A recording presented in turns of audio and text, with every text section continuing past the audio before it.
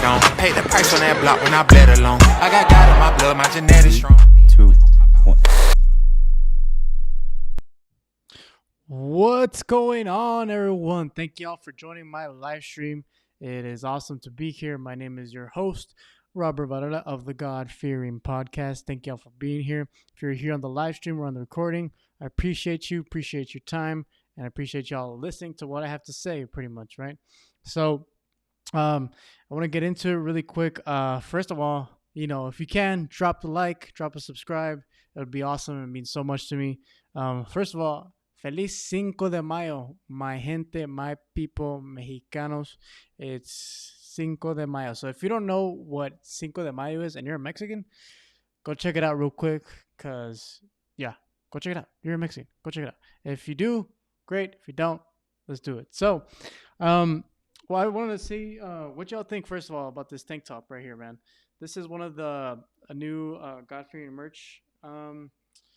I guess one of the things we're looking at to see if we can do merchandise eventually in the podcast, but this is how it is. I think it looks pretty cool. Y'all let me know how y'all think it looks. If it looks good, if it looks all right, what we can do, what we can improve, and if y'all would be interested in merchandise, y'all let me know, man. Let me know, and we'll get right into it, bro. All right, so let's get into this right away. So what I first wanted to talk about in this podcast was, of course, Manny Pacquiao. If y'all saw it from the thumbnail. Now, if you don't know who Manny Pacquiao is, go check him out on YouTube. He has many highlights, many resumes, things like that, okay? So we're going to be checking out a clip that I wanted to show y'all real quick. So we're going to go ahead and take a look at it really quick. Give me 1 second, guys. So in this video, Manny's going to show how he pretty much, in a way, changed his life eventually because of all the I guess everything, that comes with fame and fortune that eventually, can be very, very bad for, people that have never had that type of money and eventually can get into, many problems, which is eventually what Manny essentially did have many problems with, okay? So let me go ahead and play this for y'all really quick. Here we go. All right.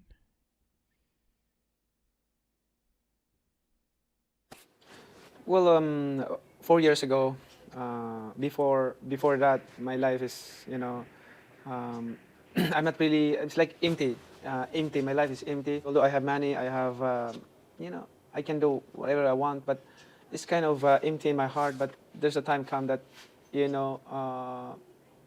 actually, I can say this: the Lord has changed my heart. The Lord changed my heart. My experience in life.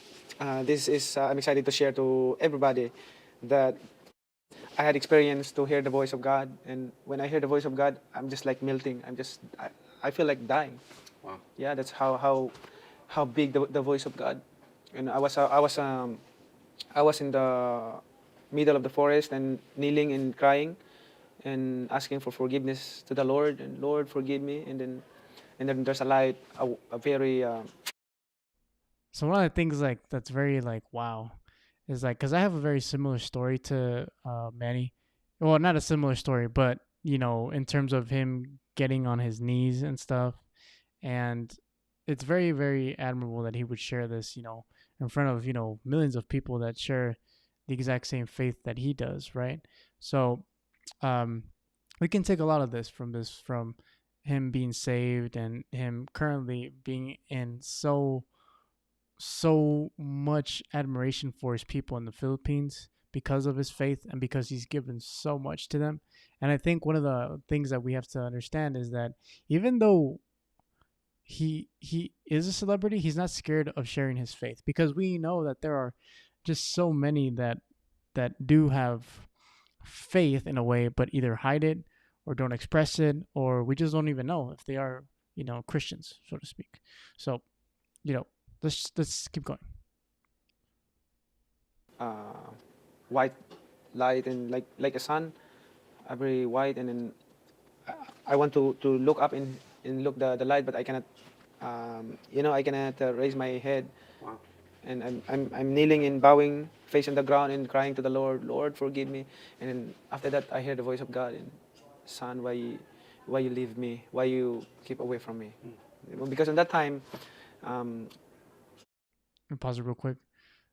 So if you really, I guess, get down to the nitty gritty, right? He got on his knees and he started praying. And when you're at the lowest point of your life, sometimes you need to cry out to God. You know what I mean? Like, no matter what you're at, what you're doing, sometimes you really need to cry out. And I would encourage any of you, or actually all of you, if you're tuning in, to hopefully, if you need to, get on your knees and cry to God in whatever situation that's going through your current season in your life. All right. So I would encourage y'all to do that for sure. Okay. Let's keep going. I always, I love partying, gambling, womanizing, everything. But I'm always praying. I'm always praying, at least 5 times a day I'm praying, but I'm doing these things. But, when God changed my heart, I realized those things that, if I died 5 years ago or 6 years ago, I'm pretty sure I'm not going to heaven. I'm going to hell. Yeesh. Man, how powerful was that, huh? It's pretty cool how Manny would eventually, own up to a lot of his mistakes that he did. If you know his story of, he believed he cheated on his wife, who, eventually, they are still together, everyone. So don't freak out. And all the gambling and stuff like that. And, like any person that's a celebrity that you would think that because they have all the money and all the fame, they would eventually either, you know, have that faith either disappear or essentially it wither away.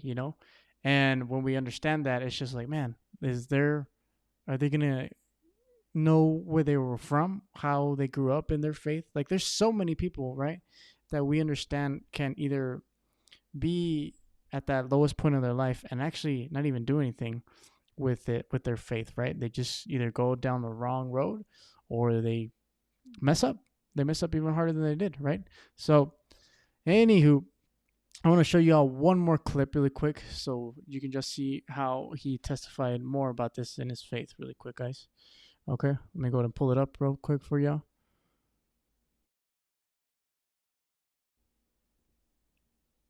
And by the way, if you haven't seen the Manny Pacquiao documentary series on, on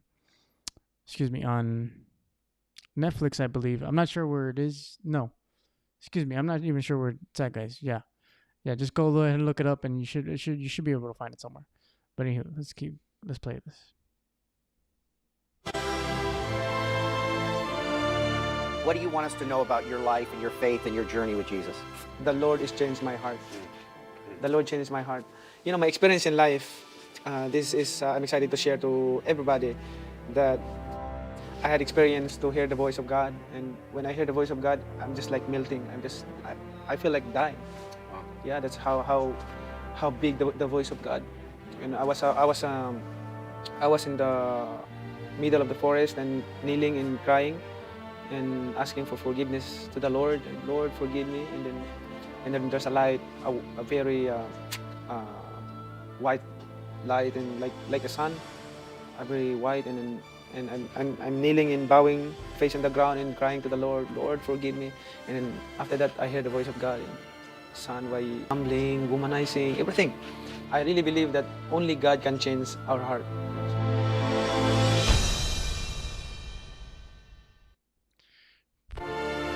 Pretty cool, huh, guys? Pretty cool. It's I enjoy Manny and his story. It's very, very, very interesting. If you guys see the sweat on me, sorry guys, it's a little hot in this room. Gotta get a refrigerator for it. But yeah. So if y'all see me sweating, pray for your boy because I'm on edge right now. So, anyways, I want to show y'all real quick before I get into the case, right, of why he's the greatest of all time. I want to show y'all this, and I wanted to read this off so y'all can hear his faith, right? So Manny originally grew up Catholic, right? And before he went through everything that he went through as a Catholic, he eventually did turn to being an evangelical Protestant, right? So I want to read this off real quick. Pacquiao has often been open about his faith showcasing it during his time as a boxer. Growing up in a Roman Catholic family, Pacquiao would wear a rosary on his way to the ring in the early stages of his career. He was also known for kneeling in the corner and saying a prayer before every fight. But Pacquiao's way of living did not always reflect his beliefs. At one point, the man who came from nothing fell into the depths that came with fame and success. Media outlets portrayed Pacquiao as a party animal, gambler, and drunkard, and womanizer at the same time. But then, a moment of realization came. He later told The Guardian, "In that time and age, I knew I could do whatever I wanted, but I changed when I heard the voice of God." That's what he was referring to in the video, right? Let's keep going. "And I can testify that there is a God. I saw two angels, white, long, big wings. I saw paradise. God showed me about the end of time. This all happened within the last 3 years. That's how I changed my life."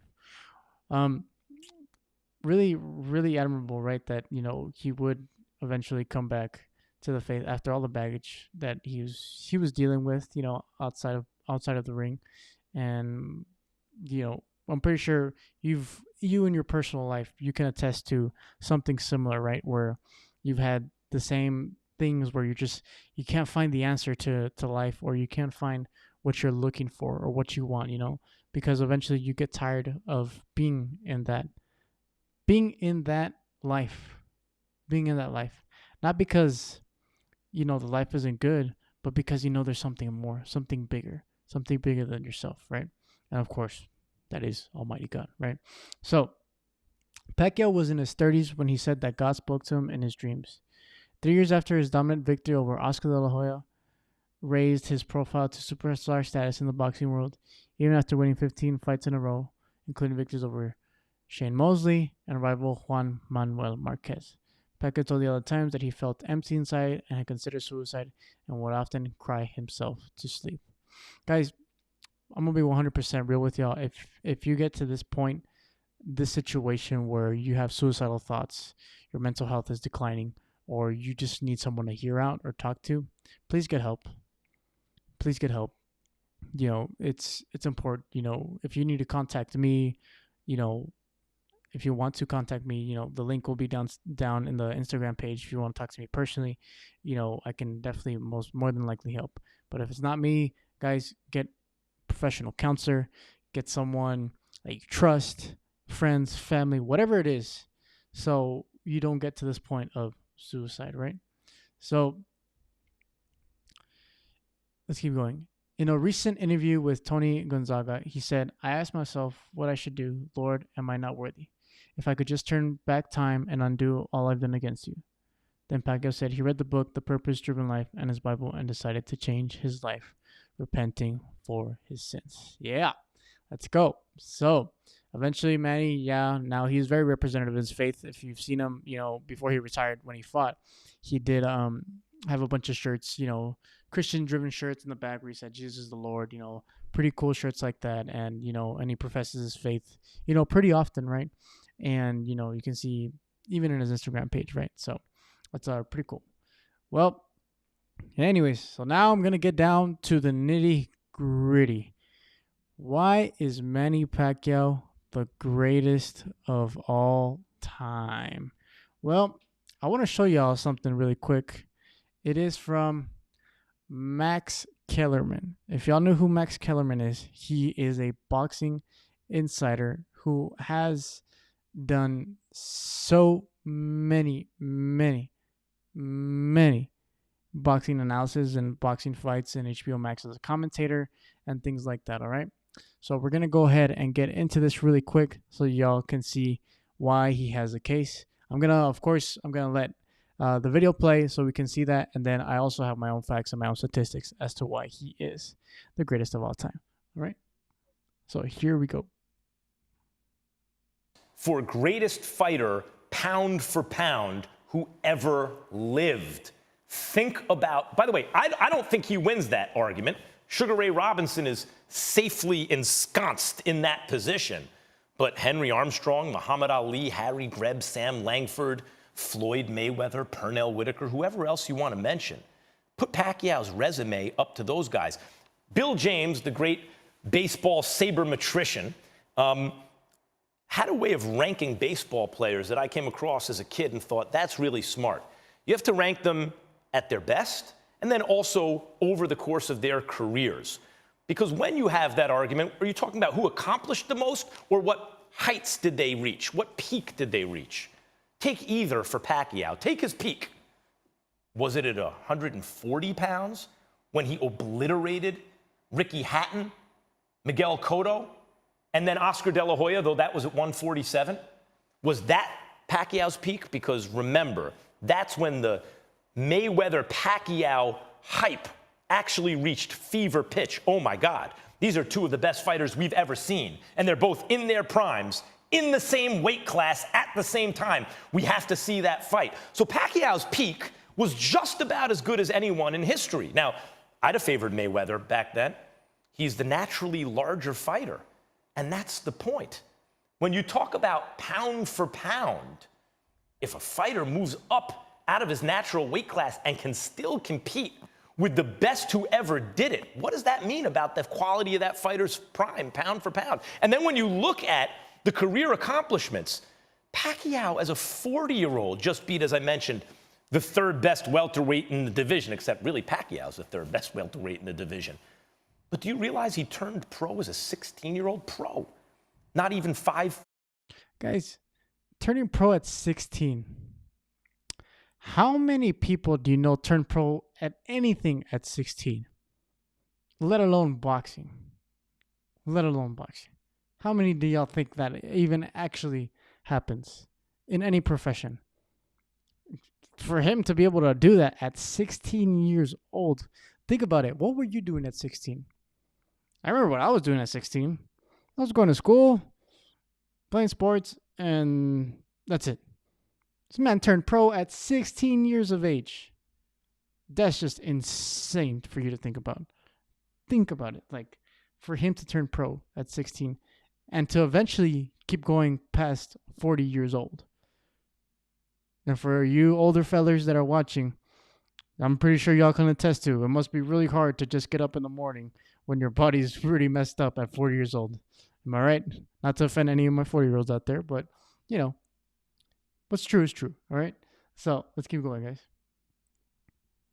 Tall, not even 100 pounds, and won his first lineal title a couple of years later as a flyweight. Didn't turn pro as a flyweight, won the lineal championship of the world, and then skipped up a couple weight classes and started tearing through divisions. Was a late-minute replacement against Lelo Ledwaba, who was considered a guy on the rise on pound-for-pound list, top 10 type, maybe a heavy favorite.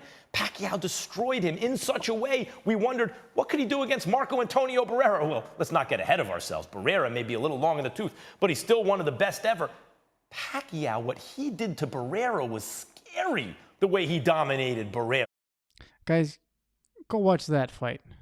Manny Pacquiao, Antonio Barrera, what he did to him, one of the greatest Mexican boxers ever. What he did to eventually Eric Morales in the second and third fight is just remarkable. Remarkable that he dominated so many Mexicans. And apologies to all my Mexican brothers. You know, he still is one of my favorite fighters. Eric Morales is, but Manny Pacquiao definitely, was the better fighter at the end. And, he did, Juan Manuel Marquez did eventually knock out Manny, but he was still, I believe, like 3-1 in the entire series, 2-1, something like that. Okay. So let's go ahead and keep going.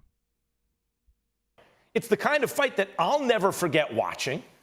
Oh my God, I've rarely seen a performance like that. Had a great series of fights with the still great Eric Morales. I mean, when you think about what Pacquiao did from flyweight to 154 pounds, from a teenager till 40 years old, and when you consider the heights he reached, you're talking about certainly one of the best pound-for-pound fighters of all time. I believe, considering the fact that he's a much naturally smaller fighter than Mayweather, a better pound-for-pound fighter than Floyd Mayweather, and actually a guy who has a case.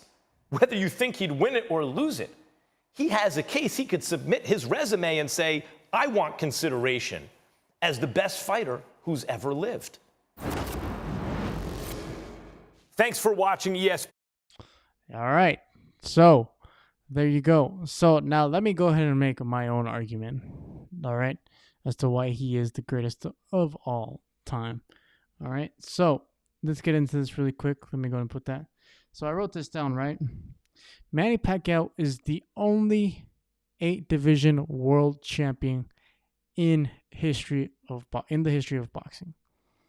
The second person that comes close is Floyd Mayweather with 5. Manny Pacquiao did 8 world division titles. Guys, you know how hard that is to do that in boxing? To jump from 100 pounds to all the way to 140 pounds, 145 pounds, I believe. No, excuse me, 154 pounds when he fought Antonio Margarito. You know, that is so hard, man, because now at that point, you're not in your own natural weight class. It's not natural for you to be able to fluctuate between your natural weight and to then your natural weight actually come with, the extension of your arms and the extension of your height and everything, where it all comes together so you can be a better fighter at a certain weight class. But when you have a natural weight at different weight classes, it's so much more harder to just even make the weight. So that's one of the reasons, right? Next one. He actually skipped 2 division weight classes. So he could have been a 10-time division champ. 10-time if he didn't skip those weight classes. Okay? His resume. Look, guys. I'm going to write it down. I'm going to break it down. Juan Manuel Marquez, Eric Morales, Antonio Barrera, Antonio Margarito, Miguel Cotto, Lelo Ledwaba, who he was supposedly going to lose against, Oscar de la Hoya, Ricky Hatton. There's just so many guys that he fought in his prime. And probably not, like other fighters that would definitely cherry pick their fighters in that era. I'm not going to say any names, but his middle name starts with money, okay? So he's also the naturally smaller fighter. So when he fought Floyd Mayweather, think of it this way, guys. If you were fighting, let's say you were fighting at 135, right? And you're the best at 135. And there's someone else who's the best at 155, okay? So you move up in weight to fight the guy at 155, right? That's a 20-pound down difference, right? But you give him a close fight, a good fight at that weight class. Who do you think is a better fighter? Think about it. Why? Because if you shrunk down the 155 to 135, guess what? You probably would get beat. But because all that comes with the length, the height in boxing, that really does matter. It goes to show you that there are advantages. But for someone that small to start fighting against fighters that big is just incredible. It's like saying like Muhammad Ali fighting bigger guys, you know what I mean? And he did, but he was able to beat them, right? He was able to beat them. And of course, Manny eventually did beat so many fighters at 154, you know? So it was awesome. So anyways, let's keep going here. The next one of the things that people will argue is his losses, right? He does have a few losses. Like 3 of them are like bogus decisions. So if you ever need to see the whole decisions with Jeff Horn, with Tim Bradley, which was just insane, then go back to it, all right? So you can also argue Muhammad Ali and Mike Tyson also had losses. Like, where do we draw that boundary if you're going to be like, oh, well, it's at 0. It's you got to have certain ones. It's just like you got to pick and choose your poison, you know? Pick and choose your poison for sure. And he's also one of the oldest, no, I believe he is the oldest welterweight champ in history at 40 years old when he beat Keith Thurman. Like how is that even possible for a guy that old with that much of a physical disadvantage to beat Keith Thurman? If y'all don't know who Keith Thurman is, guys, go look him up. I beg you, go look him up right now. Okay? So, last thing. Many are going to say about his loss to Floyd Mayweather. Now, of course, you could argue many ways for different fighters, right? And specifically Floyd, you can argue he's one of the best pure boxers that has ever played the game or that has ever fought, right? And that's true. That's true. He is one of the greatest of all time, one of the defensive wizards of our time, a genius in the ring with his mastery in the arts of just defending, slips and ducks and, all of it. Like the power, even just his pure fighting IQ is so amazing to be able to make adjustments in the ring, right? So that's a no-brainer, right? But Manny, because he is a fighter, he also fought who he wanted, or not who he wanted, who they put in front of him, and destroyed so many, with his record going past 60 plus fighters, which is insane. Insane. So, a division champ, could have been 10 division champ, had many other weight classes that he skipped. If you shrink him down to, if you bring him up to a different weight class, he still beats so many other guys. He beat Hall of Famers.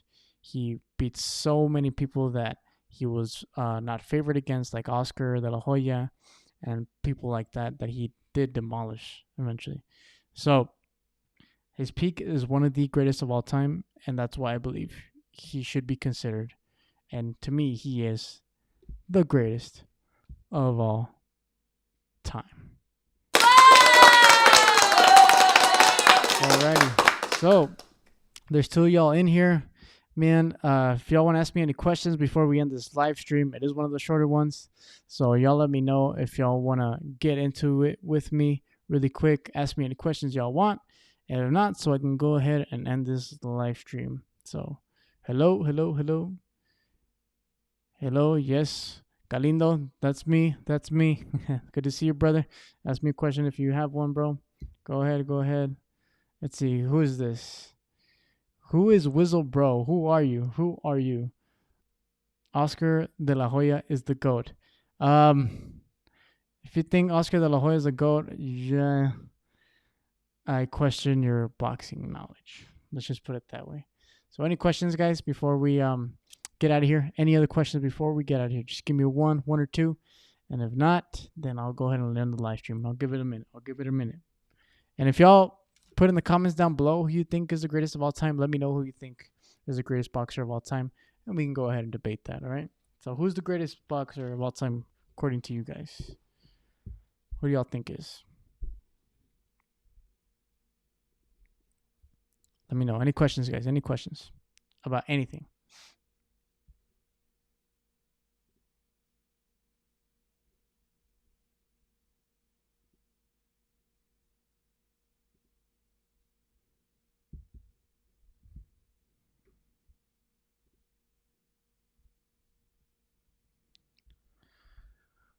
Who is someone you look up to in your circle right now? So I'm assuming whoever this is, let me know who you are, man. Let me know who you are. I want to know. Who is someone you look up to in your circle right now? So currently, if y'all don't know what circles are, it's a part of a prime in young adults program here at Abundant Church here in El Paso, and it's a prime and young adults program in which we have circles, which is currently like Bible studies, right? And that's pretty much what it is. And someone that I look up to in my circle right now that has really been of a very big impact to me, and I have enjoyed so much of his company, so much of his wisdom, is Vince. Vince, if you're listening, brother, appreciate you so much, man. Thank you for pushing me. Thank you for everything that you've done. And yeah, for him, he's someone I look up to a lot, simply because he's challenged me and he's pushed me, especially in doing this, that I've needed, and even feedback and advice that he's helped me to be more understanding in what I'm doing, to know my vision and my goal. That'll help me to get better for sure. But Vince, for sure, I admire him a lot, where he's at in his life and his walk and his faith. So yeah, for sure, Vince. Yeah, so shout out Vince. So anyone else, guys, before we get out of here?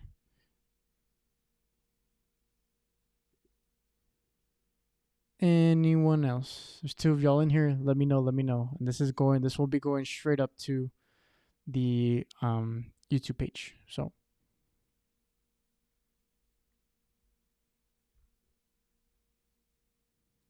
anyone else? All right. Well, if there is no other questions, well, sounds good. Yeah. Vince is great, dude. Yeah, love that guy. Yeah, great dude for sure.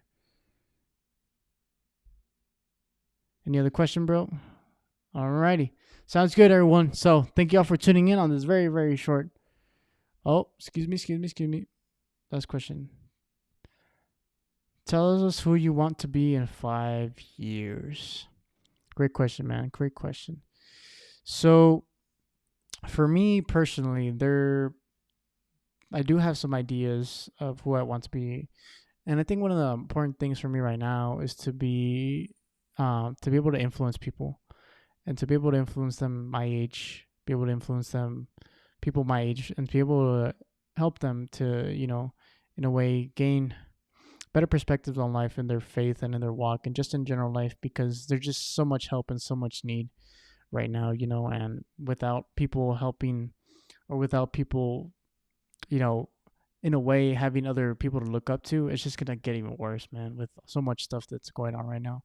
So I think who I want to be in the next 5 years, man, is someone who influences young adults and someone who leads by example in their life. And I mean, I do it right now, right? But I think to be able to impact so many people with this podcast and to be able to reach many people is something that would be a dream come true for sure.